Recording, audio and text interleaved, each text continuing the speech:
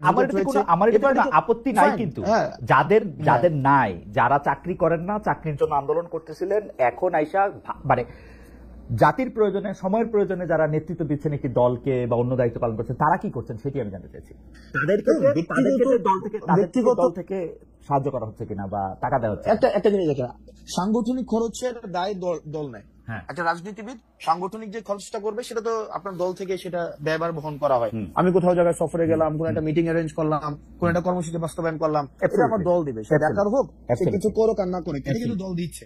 এখন তার ব্যক্তি পরিসরের খরচ সেটা সে কিভাবে সংস্থান করে, সেটা তার বাবা দিচ্ছে নাকি সে নিজে করছে, বা তার পারিবারিক সেই ধরনের সংস্থান রয়েছে কিনা, সেটা ব্যক্তি জানবেন। আমার মনে হয় যে আপনাদের দলের যে আহ্বায়ক আছেন, যে সদস্য সচিব আছেন, তারা কি করে আসলে মানে তারা তো দুইজনই তারা প্রায় চাকরি শুরু করেন নাই, ছাত্র ছিলেন, তেমন ব্যবসার সাথে যুক্ত ছিলেন না, আমরা জানি। তারা কি করছেন এটি যদি সামনে আসতো, আমাদের তরুণরা এক ধরনের সেটা নিয়ে ভিন্ন, সেটা নিয়ে কথা হতে পারে, কিন্তু আমাদের সাংগঠনিক যে খরচ, আমাদের সাংগঠনিক খরচের কথা আমি জানতে চাইছি। আমি জানতে চাইছি যে রাজনীতি করার ক্ষেত্রে নতুন রাজনৈতিক দলের নেতৃবৃন্দ আসলে কিভাবে তার বাসার বাজার কিভাবে হয়, তার বাসার বাজার কিভাবে হয়। ওনারা তো একদম যে ওনারা সিঙ্গেল সবকিছু ডিল করে বিষয়টা এমন, ওনাদের ফ্যামিলি সদস্য রয়েছে, ওনাদের পরিবারের সদস্য রয়েছে, নিশ্চয়ই সেটা ওনারা ভালো বলতে পারবেন। আচ্ছা, ঠিক আছে।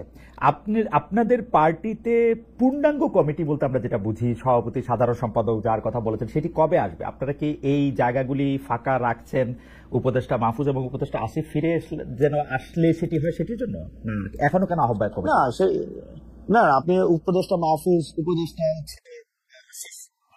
আমাদের পার্টিতে আসবে বা আদৌ রাজনীতি করবে কি করবে না, সেই সিদ্ধান্ত ওনাদের। এমনও তো হতে পারে ওনারা অন্য রাজনৈতিক দলে যেতে পারেন, এটা ওনাদের সিদ্ধান্ত, যে ওনাদের মতো করে আসলে এটা হবে। আমরা কি কোনো কাজ, এটা এক ধরনের রং পারসেপশন, এটা সম্পূর্ণ রং পারসেপশন। মানে এবং আমি আপনাকে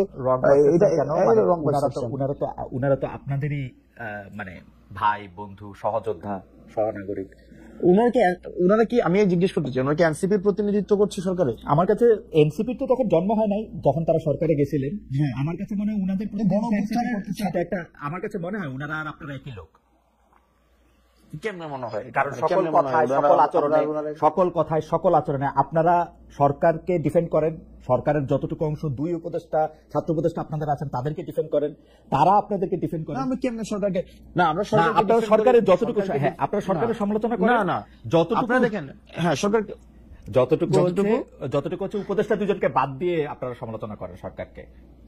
না, উপদেষ্টা দুজনকে বাদ দিয়ে কিভাবে? তারা ছাত্র, দেখেন বেশিরভাগ ক্ষেত্রে আমার, তারপর হচ্ছে দুজন উপদেষ্টা বা আমাদের পার্টির আর দুজন উপদেষ্টার কথা যদি কোনো ক্ষেত্রে মিলে, তো সেক্ষেত্রে খুব স্বাভাবিক না বিষয়টা, কারণ আমরা তো ছাত্র প্রতিনিধি হিসাবে ওনারা সেখানে গিয়েছিলাম। এখন এই মিলে যাওয়ার মানে না, আমরা দেখেন, আমরা তিনজন ছাত্র উপদেষ্টা পেয়েছিলাম। আমি স্পেসিফিক বলি, আমরা তিনজন ছাত্র উপদেষ্টা পেয়েছিলাম। একজন ছাত্র উপদেষ্টা এসে এই দলের আহ্বায়ক হয়েছেন, দুই ছাত্র উপদেষ্টা আলাদা রয়েছেন। এই দুই ছাত্র উপদেষ্টা যখন কোনো সরকারি কাজে সম্পৃক্ত হন, রাষ্ট্রীয় কোনো যখন সিদ্ধান্ত নেন, আমরা দেখা যায় এনসিপি একই সূত্রে কথা বলে। যেমন ধরা যাক, দক্ষিণ ঢাকা নিয়ে মেয়র কে হবেন, ইশাক হবেন নাকি অন্য কেউ হবেন, সেটা তো উপদেষ্টা আসিফ এবং এনসিপির কথা পুরোপুরি মিলে যায়। স্পেসিফিক যদি আরো উদাহরণ চান, তাহলে আমি এরকম বলতে পারি যে কোনো একটা জায়গায় গিয়ে দেখেন, উপদেষ্টা আসিফ যদি একটা সঠিক পজিশন নেন, একটা রাইট পজিশন নেয় কোন একটা বিষয়, যে কোনো উপদেষ্টা, তো সেক্ষেত্রে এই পজিশনটা কি যদি আমরা এটাকে আবার কিন্তু বিষয়টা হচ্ছে কোন রং পজিশন যদি নেয়, সেটাকে ব্লাইন্ডলি যদি কখনো এটাকে এন্ডোর্স করতাম, তাহলে সেই বিষয়টা হচ্ছে আপনি বলতে পারতেন যে আমরা হচ্ছে ওনারা আমাদের প্রতিনিধিত্ব করছে। এই পর্যন্ত রাইট পজিশন, এই পর্যন্ত দুজন উপদেষ্টা যে কোনো সবগুলি রাইট পজিশন নিয়েছেন। না, যে সবগুলো রাইট পজিশন নিয়েছে, মানে আপনি স্পেসিফিক বলেন। আমি স্পেসিফিক বলবো না, এবার আপনি স্পেসিফিক বলেন। আব্দুল্লাহ, আপনি এবার স্পেসিফিক বলেন। এইবার আপনি বলেন যে এইবার আপনারা বলেন যে সবগুলো রাইট নাই তো। এইবার আপনারা বলেন যে এই উপদেষ্টাদের মধ্যে কোন কাজের আপনারা সমালোচনা করেছেন? এই দুই উপদেষ্টার দেখেন, আমরা শুরু থেকে বলছি, দেখেন এই দুই উপদেষ্টার কাজকে, এক নম্বর হচ্ছে আমাদের যে মাহফুজ আব্দুল্লাহর কাজ হচ্ছে আমাদের এই যে মিডিয়া, তারপর হচ্ছে উনি তথ্য প্রযুক্তি মন্ত্রণালয় উনি দেখেন। আমরা কিন্তু বারবার বলে আসছি, যেমন মিডিয়া নিয়ে আমরা বারবার করে বলে আসছি যে দুইজন আমাদের ছিলেন, একজন নাহিদ ছিলেন এবং মাহফুজ আব্দুল্লাহ ছিলেন। ওনারা কিন্তু ফেল করছে, মাহফুজ আলম ছিলেন, ওনারা ফেল করছে। কারণ এই যে মিডিয়া যেভাবে সন্ত্রাস ম্যানুফ্যাকচার করেছে বা বৈধতা উৎপাদন করেছে, সেটির জন্য প্রয়োজনীয় ব্যবস্থা নেওয়ার দায়িত্ব ছিল সেটা নিতে পারে নাই। এই কথাগুলো কিন্তু আমরা সবসময় বলে আসছি। এই ব্যাপারগুলো কিন্তু আচ্ছা যাই হোক হাসান, আজকে অনেক প্রথম কথা হলো আমি বলি, প্রথম কথা হইলো যে আপনি আমার চেয়ে অনেক স্মার্ট। আপনি যদি এখন শাক দিয়ে মাছ ঢাকতে চান তাহলে আমি এটা আমি বলতেছি যে আপনি মাহফুজের বা আসিফের কোন কাজের আপনি সমালোচনা করছেন? আপনি বলতেছেন যে যথেষ্ট পরিমাণে যে যারা হাসিনার আমলে সম্মতি উৎপাদন করছে তাদের বিরুদ্ধে যে ব্যবস্থা নেওয়া হয় নাই, সেইটা হলো মাহফুজের ব্যর্থতা বা আসিফের ব্যর্থতা। না দেখেন আপনি, না অবশ্যই ব্যর্থতা। কেন মানে এখনো পর্যন্ত ওটা তো ওনার কাজ, এটার জন্য আবার আসিফকে দায়ী করা যাচ্ছে না। আসিফের কাজ হচ্ছে এলজিআরডি, উনি দেখেন, উনি স্পোর্টস মিনিস্ট্রি দেখেন, আসিফ মাহমুদ এই দুইটা মন্ত্রণালয় দেখেন। এখন এই দুইটা মন্ত্রণালয়ের আপনি বলেন না যে কোন কোন বিষয়গুলো আপনি বলেন। আমি ইশাকের কথা বললাম, মেয়র ইশাকের ক্ষেত্রে আসিফের অবস্থান, এবং সেই আসিফ জনাব আসিফ নজরুল দেখেন, আসিফকে আমরা কি দেখেন, আমি একজন প্রশাসক, আসিফকে কোনোভাবে উত্তর ঢাকায় প্রশাসক নিয়োগের ক্ষেত্রে আসিফের গাজোয়ারি অবস্থান আপনারা কোনোদিন প্রতিবাদ করেন না? মানে কি জোয়ারি অবস্থান? গাজোয়ারি অবস্থান, গায়ের জোরে নেওয়া মানে হ্যাঁ, গায়ের জোরে কি করছে? মানে কি করছে? উত্তর ঢাকায় প্রশাসক নিয়োগ দিচ্ছে, দক্ষিণ ঢাকায় ইশাককে ইয়াতে দেন নাই, শপথ নিতে দেন নাই। আমি না শপথ নিতে দেন, এটা একটা সাবজুডিস ম্যাটার ছিল, যে কোনো সাবজুডিস ম্যাটার ছিল না, হাইকোর্ট থেকে সেটা সেটেল ম্যাটার ছিল। উনি বলছেন যে উনি আইন উপদেষ্টার জন্য ওয়েট করতেছেন, যদিও খুব ভালোভাবে জানতেন যে আইন উপদেষ্টা আছেন হচ্ছে এখন সাউথ আফ্রিকা, এবং আইন উপদেষ্টা আসার পরে বলছেন যে সময় পার হয়ে গেছে। এখন দেখেন না সময় পার হয়ে গেছে, এখন সেক্ষেত্রে যে মন্ত্রণালয়ের দায়িত্ব ছিলেন, এই মন্ত্রণালয়ের এটার বিষয়, বা এটা হচ্ছে হাইকোর্টের বিষয়। তো হাইকোর্টের বিষয়, হাইকোর্টের ম্যাটারটা সেটেল ছিল।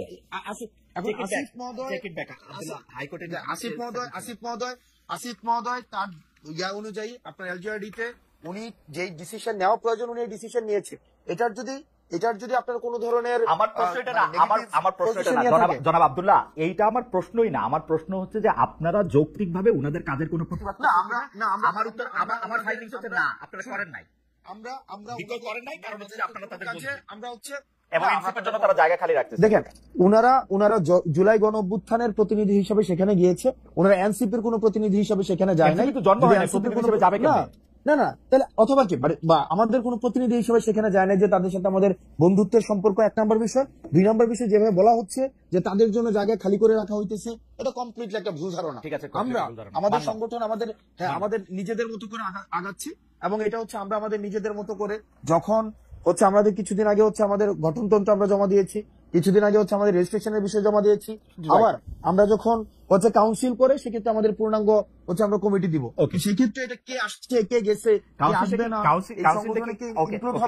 কাউন্সিলটা কি আপনাদের অতি শীঘ্রই করার কোনো ইচ্ছা আছে, না কাউন্সিলটা আপনারা পরে করবেন? এটার ব্যাপারে কি সিদ্ধান্ত আছে?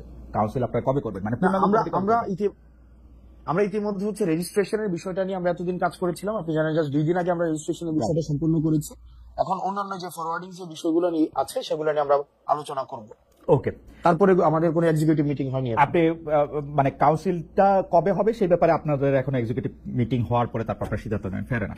আমরা সিদ্ধান্ত নেব। আচ্ছা, রাজনৈতিক বা প্রশাসনিক অভিজ্ঞতা রয়েছে, দল প্রসঙ্গে আসি, রাজনৈতিক বা প্রশাসনিক অভিজ্ঞতা রয়েছে এমন কাউকে কি আপনারা সন্ধান করতেছেন? মানে আপনাদের দলে কি মানে আপনারা কোনো মুরব্বী চান, মানে যারা রাজনৈতিক বা প্রশাসনিক অভিজ্ঞতা রয়েছে, বা মানে এই ব্যাপারে কি ভাবনা আপনাদের, যে আপনারা কোনো আমরা ইতিমধ্যে হচ্ছে আমরা উপদেষ্টা, মানে আমাদের রাজনৈতিক দলের রাজনৈতিক উপদেষ্টা এবং অরাজনৈতিক উপদেষ্টা আমরা হচ্ছে চাই আমাদের পার্টিতে হচ্ছে ইনক্লুড হোক। সেটির জন্য হচ্ছে আমরা সিভি আহ্বানও করেছি, সেই জায়গা থেকে আমরা কথা বলছি, অনেকের সাথে আমাদের কথা হচ্ছে, এবং সেটা হচ্ছে আমরা যে ধরনের রাজনীতি করতে চাই এবং হচ্ছে বাংলাদেশ পন্থী রাজনীতি, সেক্ষেত্রে অনেক সিনিয়র হচ্ছে আপনি যাদেরকে বললেন হয়তো সিনিয়র রাজনীতিবিদ রয়েছে, বুদ্ধিজীবী রয়েছে, লেখক রয়েছে, বা হচ্ছে রিটায়ার্ড। বুঝতে পারছি, এর মধ্যে কি আপনারা আসলে আদর্শগতভাবে কোন রাজনৈতিক বা প্রশাসনিক ব্যক্তিত্ব আপনাদের মাথায় আছে, যে যেমন ধরেন বিএনপির কেউ বা জামায়াতের কেউ, বা ধরেন আন্দালিব রহমান পার্থ বা ডক্টর মোহাম্মদ ইউনূস, মানে আদর্শ হিসেবে আপনারা কাউকে সামনে রাখছেন? ধরেন বিএনপি তারেক রহমান সাহেবের মতো একজনকে চান, বা জামায়াতের শফিকুর রহমানের মতো, বা জনাব আন্দালিব রহমান পার্থের মতো, বা ডক্টর মোহাম্মদ ইউনূসের মতো? ওকে, সেক্ষেত্রে আমরা হচ্ছে যারা আমাদের সাথে, মানে আমরা যেই এখানে তো হচ্ছে ডক্টর মোহাম্মদ ইউনূস, তারপরে হচ্ছে ডক্টর মোহাম্মদ ইউনূস তো হচ্ছে অন্তর্বর্তীকালীন সরকারের প্রধান, এক্ষেত্রে একটা হচ্ছে তার মতো মানে আন্তর্জাতিকভাবে পরিচিত আমাদের অ্যাডভাইসরদের আমরা হচ্ছে যাদেরকে আমরা অ্যাডভাইসর নিতে চাই, আমাদের স্ট্যান্ডার্ড আমরা বলেছি যে হয়তো রিটায়ার্ড কোনো অফিসার হইতে পারে, বুদ্ধিজীবী হইতে পারে, লেখক হইতে পারে, রাজনৈতিক অভিজ্ঞতা সম্পন্ন মানুষ হইতে পারে। এখন এটাকে ইন্ডিভিজুয়াল আমরা কোনো ক্যারেক্টারাইজেশন করতে যাচ্ছি না, একদম যে এমসিকিউ কোশ্চেনের মতো যে ডক্টর মোহাম্মদ শফিকের মতো হইতে হবে, অথবা হচ্ছে ইন্ডিভিজুয়ালি কোনো না। ইন্ডিভিজুয়ালি আমি একটু মানে একটু বোঝার জন্য আমি একটু বলতে চেষ্টা করতেছি, আপনারা এই যে রাজনৈতিক বা মানে আপনারা যে উপদেষ্টা চাইতেছেন তাদের কি আসলে আপনাদের মনের মধ্যে তো নিশ্চয়ই একটা ক্রাইটেরিয়ন আছে যে আপনারা কিভাবে কিরকম একজন মানুষ চান? তিনি কি একজন রিটায়ার্ড আমলা, তিনি কি একজন রিটায়ার্ড সামরিক অফিসার, তিনি কি একজন বিদেশে থাকেন কিন্তু রাজনীতিতে বড় ভূমিকা রাখেন, কলাম লেখেন, এরকম একজন ওয়েস্টার্ন এডুকেটেড আন্তর্জাতিক বিশ্বের ডার্লিং ডক্টর মোহাম্মদ ইউনূসের মতো ওরকম কেউ কাকে চান, কাকে চিন্তা করতেছেন আপনারা? আমি নামটা আমরা সব ধরনের, আপনি যতগুলো হচ্ছে ক্রাইটেরিয়া বললেন, সব ধরনের মানুষগুলোকেই আমরা উপদেষ্টা হিসেবে চাই। উপদেষ্টা হিসেবে চান তাদের একটা রাজনৈতিক দলে ধরনের লোকদের যে বিভিন্ন ধরনের রাজনৈতিক দলের অনেক কাজ থাকে, পলিসি মেকিং এর কাজ থাকে, পলিসি এক্সিকিউশনের কাজ থাকে। এখানে একটা রাজনৈতিক দলের অনেক ধরনের কাজ আছে। আপনাদের দলের হায়ারার্কিতে উপদেষ্টাদের অবস্থান কিরকম হবে, আপনার উপরে না আপনার নিচে? আমরা একটা অ্যাডভাইজরি প্যানেল করব। দেখেন আমরা বলছি, দেখেন অ্যাডভাইজরি প্যানেল থাকবে, আমাদের একটা পলিটিক্যাল কাউন্সিল থাকবে, পলিটিক্যাল কাউন্সিলটা সবার উপরে থাকবে। এই পলিটিক্যাল কাউন্সিলের আন্ডারে থাকবে আমাদের প্রেসিডেন্ট সেক্রেটারি, এবং প্রেসিডেন্ট সেক্রেটারি হচ্ছে আমাদের একটা হচ্ছে এক্সিকিউটিভ বডির মধ্য দিয়ে তারপর হচ্ছে কার্যক্রম পরিচালনা করবেন। ওকে, ধরেন মানে অন্য কাউকে দিয়ে উদাহরণ দিলে তো এটা মুশকিল, আমি আমার দিয়ে উদাহরণ দিই। ধরেন আমাকে আপনারা এনসিপির উপদেষ্টা হিসেবে নিলেন, আমার স্ট্যাটাসটা আসলে কি হবে? মানে আমি আজকে যদি আপনারা সরকার গঠন করেন, আচ্ছা সরকার গঠনের কথা আপনি বাদ দেন, আজকে আপনাদের যদি পূর্ণাঙ্গ পার্টির কমিটি হয়, সেক্ষেত্রে আমার স্ট্যাটাসটা কি হবে? মানে না বুঝলাম, সেই উপদেষ্টা কি সহসভাপতির উপরে, সহসভাপতির নিচে, সভাপতির উপরে, সম্পাদকের নিচে, কিরকম? যেমন বিএনপিটা আমি জানি, আওয়ামী লীগেরটাও আমি জানতাম, এখন তো আর জানি না, কিন্তু মানে নতুন যদি দল হয়ে থাকে, কিন্তু বিএনপিটা আমি জানি, এখনো জানি। দেখেন আমরা যেটা করতে চাই সেটা হচ্ছে যে মেটাফরিক অর্নামেন্টাল যে পোস্ট গুলা ছিল আগে, মানে অর্নামেন্টাল অনেকগুলো, 100 উপদেষ্টা, 200 হচ্ছে আপনার ভাইস প্রেসিডেন্ট, 500 হচ্ছে, মানে এগুলো হচ্ছে প্রাইস পোস্টিং করা হইতো। রাইট। আমরা অতীতের, আমি নাম মেনশন করছি না, অতীতের যে রাজনৈতিক দলগুলো অনেকেই এই প্রাইস পোস্টিং এর জন্য বা অনেকে হচ্ছে খুশি করার জন্য এইভাবে হচ্ছে 150 সদস্য বিশিষ্ট উপদেষ্টা পরিষদ, যারা হচ্ছে এই পদটা নিয়ে বিভিন্ন জায়গায় জাস্ট ঘোরাফেরা করতো, আলটিমেটলি ফাংশনাল না। ব্রাদার, আমরা যেটা চাচ্ছি সেটা হচ্ছে একটা ফাংশনাল একটা পোস্ট হোক। আপনাকে আমি উপদেষ্টা হচ্ছে আমরা দিব কিনা সেটা হচ্ছে আমরা আলাপ আলোচনা করে, মানে যেই হোক, মানে এই নয় আমরা পার্সোনিফাই করতে চাচ্ছি না, মানে ওই ক্রাইটেরিয়ার ভিত্তিতে আমরা যাদেরকে আমরা উপদেষ্টা আমরা চাচ্ছি দুই ধরনের। একটা হচ্ছে রাজনৈতিক উপদেষ্টা, উপদেষ্টা হচ্ছে সে আমার পার্টির উপদেষ্টা হিসেবে কাজ করবে, সে পার্টিজান উপদেষ্টা সব নির্বাচনে অংশগ্রহণ করবে কিনা? আমি তো সেটাই বললাম যে একটা হচ্ছে পার্টিজান হচ্ছে উপদেষ্টা, যে আমার পার্টির উপদেষ্টা হিসেবে কাজ করবে এনসিপি, আর হচ্ছে অরাজনৈতিক, সে হয়তো এনসিপির রাজনীতি করবে না, কিন্তু বা এনসিপির হয়তো একদম সদস্য হিসেবে, যেটা সদস্য ফর্ম কিনে এনসিপির সদস্য, উপদেষ্টাদের এনসিপির সদস্য হইতে হবে। মনে করেন জামাতের প্রধান, তিনি এনসিপির উপদেষ্টা হইতে হবে। আমরা দুই ধরনের উপদেষ্টা, আমি অরাজনৈতিক উপদেষ্টাকে আমরা দুই ধরনের, একটা হচ্ছে রাজনৈতিক উপদেষ্টা, একটা অরাজনৈতিক উপদেষ্টা। অন্য একটা দলের রাজনীতি আপনার এখানে এসে উপদেষ্টা হলেন, এটা হবে? আমরা একটা অরাজনৈতিক উপদেষ্টাকে তো নিশ্চয়ই হচ্ছে এই পার্লামেন্টের হচ্ছে দিব না, মানে রাজনৈতিক উপদেষ্টা সেক্ষেত্রে হচ্ছে সংসদীয় ইলেকশনের, সেক্ষেত্রে আমরা অবশ্যই নমিনেট করতে আলোচনা সাপেক্ষে নমিনেট। অরাজনৈতিক উপদেষ্টা কি অন্য একটা রাজনৈতিক দল করেও আপনাদের উপদেষ্টা হতে পারবেন কিনা? দেখেন, এই অরাজনৈতিক উপদেষ্টা যারা থাকেন নরমালি, যারা বুদ্ধিজীবী, সাংবাদিক, প্রথিতযশা সাংবাদিক, যাদের হচ্ছে দীর্ঘদিনের রাজনীতি করার একটা অভিজ্ঞতা রয়েছে, সেক্ষেত্রে সে যদি অন্য কোনো রাজনৈতিক দলকে উপদেশ দেয় কোনো বিষয়ে, সেক্ষেত্রে তার উপদেশ নিতে তো সেক্ষেত্রে এটার কোনো ধরনের মানে কোনো ধরনের সেন্সরশিপ থাকার কথা নয়। ওকে, আমরা আবার একটু এনসিপিতে ফিরে আসি, কারণ এই দলটা তো কি বলবো, যখন এই দলটি গঠিত হয়েছে তখনও সবাই, আজকে যারা আপনাদের রাজনৈতিক বিরোধী দল তাদের মধ্যে থেকে যারা বিএনপি, জামায়াত ইসলামী সহ বড় বড় রাজনৈতিক দলের অনেকেই এনসিপির আত্মপ্রকাশকে স্বাগত জানিয়েছেন, তারা শুভেচ্ছা জানিয়েছেন, আমরাও সকলে স্বাগত এবং শুভেচ্ছা জানিয়েছি, এখনো স্বাগত এবং শুভেচ্ছা জানাই, এবং সেই জন্য একটু দলটাকে একটু বুঝতেও চাই। হাসান, আপনার কাছে কি মনে হয় যে এনসিপি অনেকগুলা দল? কারণ মানে নাহিদ, আক্তার, হাসনাত, সারজাইস, পাটোয়ারি বা তাসনিম জারা, সামান্থা বা তাসনুবার এনসিপি, এরা সব আলাদা আলাদা এনসিপি? আপনার কাছে এরকম মনে হয়? আপনি স্পেসিফিক উদাহরণ খুব ভালোবাসেন, আমি চাইলে আপনাকে অসংখ্য স্পেসিফিক উদাহরণ দিতে পারি। যেমন হেফাজতের সম্মেলনে আপনার অবস্থান, আবার সেনাবাহিনী নিয়ে আপনার মন্তব্যের ক্ষেত্রে সার্জিসের একমত না হওয়া, এইটাকে শিষ্টাচার বহির্ভূত বলা পাটোয়ারির। আবার ধরেন নারী ইস্যুতে আপনার অবস্থান বনাম এনসিপির অবস্থান, আপনাদের অবস্থান বনাম বিভিন্ন অবস্থান হেফাজত। সেই ক্ষেত্রে কি আপনার আলাদা আলাদা দল কিনা, আপনি যদি একটু ব্যাখ্যা করতেন। Okay fine. প্রথমত হচ্ছে এই আলোচনাটাকে দুই ভাগে মানে দুইটা লেয়ারে করতে হবে। এক নম্বর বিষয় হচ্ছে যে আমাদের দীর্ঘদিন ধরে যেটা হয়েছে ইন্ট্রা পার্টি ডেমোক্রেসি আমাদের ছিল না, মানে ইন্ট্রা পার্টি মানে একটা একদম মানে ওয়ান ম্যান সেন্ট্রিক হচ্ছে রাজনৈতিক দলগুলো ছিল, যেখানে রাজনৈতিক দলের আমি দুইটা লেয়ার শেষ করার পরে আপনি এই ক্ষেত্রে আমাকে প্রশ্ন করেন। তো সেক্ষেত্রে যেটা হতো যে একটা ভয়েসে সিঙ্গেল ভয়েস, যে একজন যা বলতো একদম ডাউনওয়ার্ডস পর্যন্ত একই ধরনের ভয়েস সেখানে ইকো হইতো। কিন্তু আমরা যেহেতু 5ই আগস্টের পরে যারা অভ্যুত্থানে ছিল তাদের মধ্যে তাদেরকে নিয়ে হচ্ছে আমাদের রাজনৈতিক দলটা গঠিত হয়েছে, সেখানে আমাদের মধ্যে এই যে ইন্ট্রা পার্টি ডেমোক্রেসি, সেখানে আপনি দেখবেন যে সেখানে নিজের দলের মানুষকে নিয়ে সেখানে সমালোচনা করা হয়, জবাবদিহিতার আন্ডারে নিয়ে আসা হয়, যেটা হচ্ছে নেভার বিফোর সিন। আপনি কখনোই অন্য কোনো রাজনৈতিক দলে সেটা আগে ছিল না। এই কারণে আমাদের দেশে এটা খুবই মানে আনইউজুয়াল একটা ঘটনা মনে হচ্ছে। মাই গুডনেস, যে আপনি চিন্তা করেন একটা জায়গায় যে মির্জা ফখরুল সাহেব কথা বলেছেন এবং পাবলিক সেখানে বলছেন যে এই বিষয়ের সাথে আমি একমত না। এটা হচ্ছে একটা বিষয়। অর্থাৎ এটা কখনোই আমাদের দেশের রাজনৈতিক কালচারে ছিল না যে নিজ দলের সমালোচনা করা যাবে, নিজ দলের মানুষের স্ট্যান্ডের সমালোচনা করা যাবে। এক নম্বর বিষয়।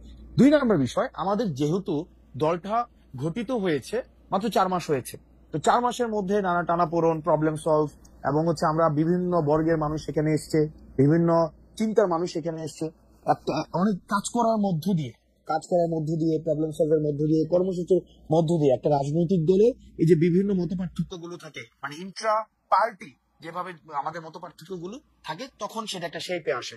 তো স্বাভাবিকভাবে আপনি 3-4 মাসের মধ্যেই যে এটার একদম একটা সবার মানে ইউনিনিমাস একটা ক্যারেক্টারিস্টিক্স দাঁড়াবে, সেটা হচ্ছে 3 মাস খুব কম সময় সেটির জন্য। তবে ক্রমশ সেটার একটা পর্যায় বা দিন যত যাবে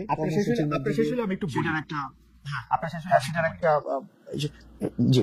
প্রথম কথা হচ্ছে ইন্টারপার্টি ডেমোক্রেসির কথা আপনি বলতেছিলেন। ইন্টারপার্টি ডেমোক্রেসিতে কোনো শাস্তি দেওয়ার বা কোনো রকম কোনো জবাবদিহিতা করার, একজন মানুষ আরেকজন মানুষের সাথে কথা বলার এরকম কোনো রীতি আছে কিনা আপনি জানতেছিলেন। আপনি আবার ভালো করে বাংলাদেশের রাজনৈতিক হিস্ট্রি পড়েন, আপনি দেখবেন যে অসংখ্য এরকম উদাহরণ আছে। বদরুদ্দোজা চৌধুরী থেকে শুরু করে ডক্টর কামাল হোসেন থেকে শুরু করে আব্দুল মান্নান ভূঁইয়া থেকে শুরু করে সাইফুর রহমান এবং আওয়ামী লীগের বিভিন্ন লোকের কথা যদি আপনি দেখেন, আপনি যদি বাংলাদেশের বাম গণতান্ত্রিক আপনি দেখেন, আলাদা মন্তব্য দেওয়ার জন্য তাদেরকে পার্টিতে সাফার করতে হয়েছে, কাউকে পার্টি থেকে বেরিয়ে আসতে হয়েছে, সেরকম অসংখ্য ঘটনা ঘটেছে। বর্তমানেও যদি আপনি আসেন, এই 3 সপ্তাহের মধ্যে বিএনপি তাদের অন্তত শীর্ষ 2 নেতাকে 2 বার করে শোকজ নোটিশ দিয়ে এসেছে, আলাদা আলাদা করে, শুধুমাত্র মন্তব্য করার জন্য। সুতরাং এটা যদি শুধুমাত্র আপনাদের পার্টির একচেটিয়া, সেটা আপনি বলেন না। আর 2 নাম্বার কথা হলো, আপনি তাহলে এবার আপনি আমাকে একটু পরিষ্কার করেন যে কোন এনসিপিটা তাহলে আসল এনসিপি। আমি যখন দেখি যে এনসিপি না, এটা